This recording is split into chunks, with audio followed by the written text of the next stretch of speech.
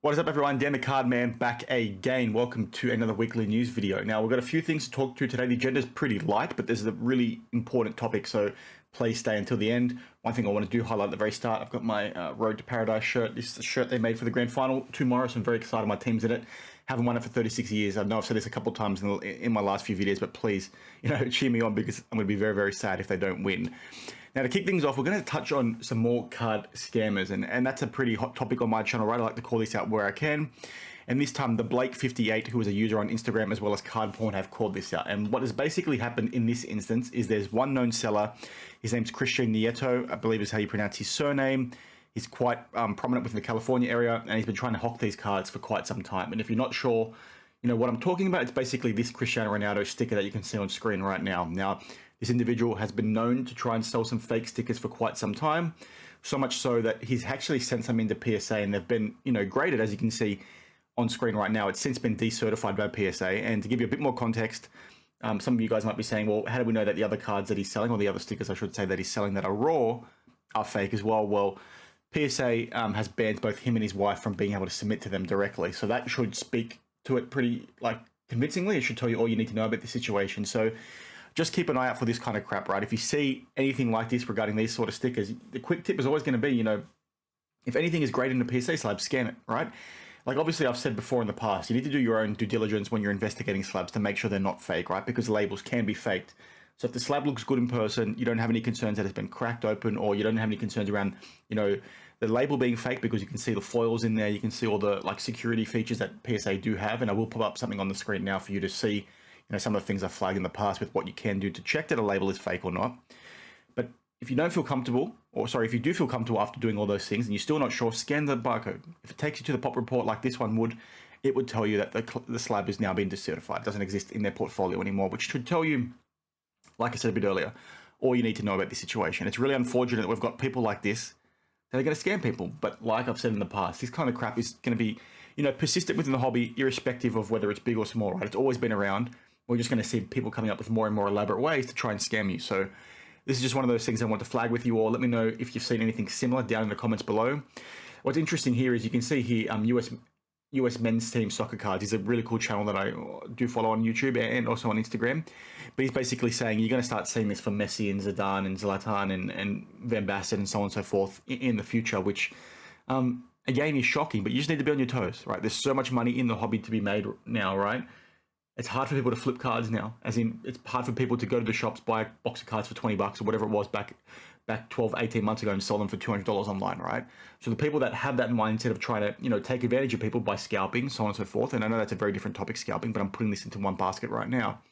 They're going to find every single avenue that they can to try and rip you off. So keep that in mind, be on your toes, be the voice for people that can't speak for themselves. If you're seeing anything that's happening within the hobby when you go to a card show, if you're seeing anybody that's about to get ripped off, speak up for these people. If you find anything like this, speak up, send it through to me down in my email, in the description down below. We need to be calling this stuff out. We need to protect each other. This kind of crap people are going to keep getting away with because they're becoming more and more elaborate with their approaches to try and rip people off. So keep your eyes up and let's see how things go. Now, the next thing I want to touch on, again, is a pretty important topic, and it's something that I've spoken about, a couple of times on the channel in the last month or so. I'm not going to deep dive into this again because Kurt's card care and card cleaning is a hot topic, but I think it's been beaten to death at the moment, right? It's like beating a dead horse, right? So I don't want to jump into the details. The one thing I do want to say, and I saw this was pretty interesting that Kurt's card care posted this, 4 days ago now, is that he basically talks through what he does when he sees a slab and whether or not he should crack it out, okay? And what he says in this instance, he's got this Patrick Mahomes card, and what does he do? The slab is scratched up. It's not very clear. He can't see through it. So what does he do? He polishes the slab with the wax, right? And there's scratches on this slab. So my question to you is, okay, if you're sitting there and you're saying, okay, just putting up some wax and polish on a card is fine, right? You're just making it shiny to send in for your submission. If there's scratches on a slab, okay, so much so that it's hard for you to actually inspect the card through the slab, and you putting wax on there polishes these scratches out to make it okay for you to see into this slab, right? It's cleaning the plastic. It's doing such a good job on the plastic to try and clean it to make it more clear that it's okay for you now to inspect the card correctly. What is that same polish doing to that card? And in my opinion, that stuff is not okay. And I've said this before, I'm not going to tell you what you can and can't do. If you want to do it, go ahead and do it. And like I've said in the past, if you want to do it, just make sure you're disclosing it, right? But when you see stuff like this, so much so that, the wax and the polish is being used to clean up plastic and remove scratches out of plastic, it's polishing out the plastic. That's doing a lot more than just wiping down a card, okay?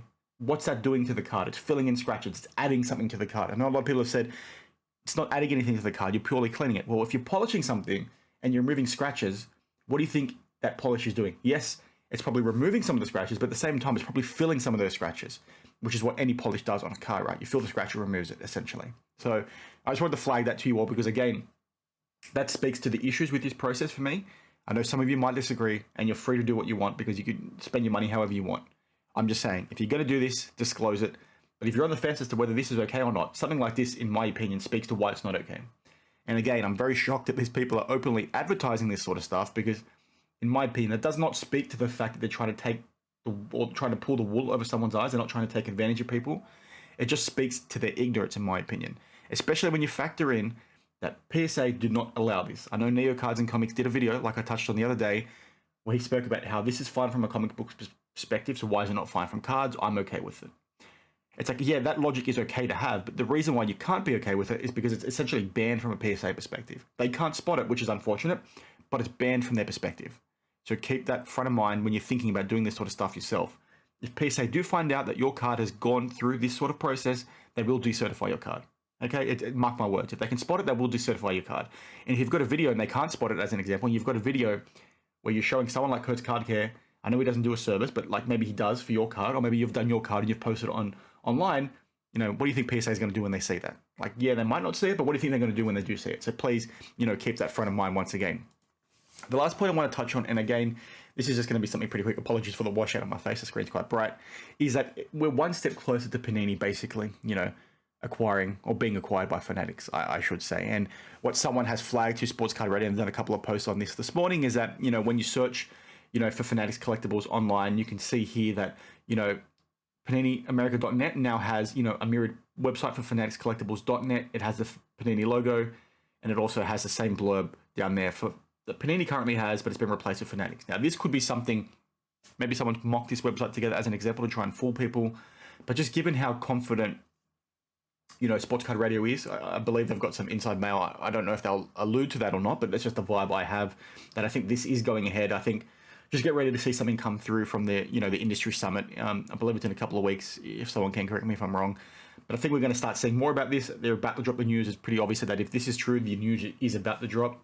I've touched on in the past, I think Fanatics can do some good things for the hobby. I think they can do a lot to, try and mitigate and prevent some of these issues that these manufacturers and these card graders are doing, because essentially they're going to have a one-stop shop to try and make, distribution easier and getting things in the hands of customers easier. But at the same time, there are lots of issues with this. I'm probably going to speak about it in another video. I might not. It depends what the appetite is for you guys down in the comments.